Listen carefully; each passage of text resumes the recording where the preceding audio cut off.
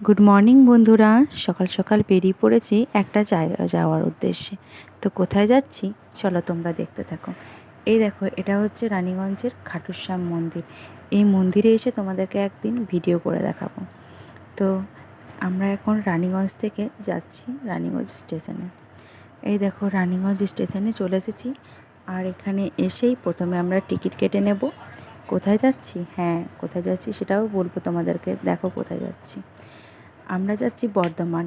আর আমার ছেলে তো এখানে বোতলে জল ভরতে ব্যস্ত। তো ট্রেন চলে এসেছে, আমরা ট্রেনে চেপেও পড়েছি।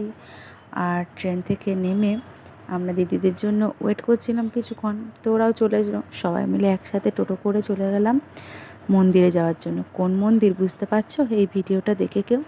দেখো তো জায়গাটা দেখে চিনতে পারো কি না। হ্যাঁ ঠিক ধরেছ, কৃষ্ণকালী মায়ের মন্দির। অনেক দিনের ইচ্ছে ছিল মায়ের মন্দিরে আসবো, আর সেই ইচ্ছাটা পূর্ণ হলো। জয় মা কৃষ্ণকালী মায়ের জয়। সবার মঙ্গল করো মা। এই সুন্দর দৃশ্যটা দেখতে দেখতে ট্রেনে করে আবার বাড়ি ফিরে এলাম। তো কেমন লাগলো আমার ব্লগটা অবশ্যই জানিও।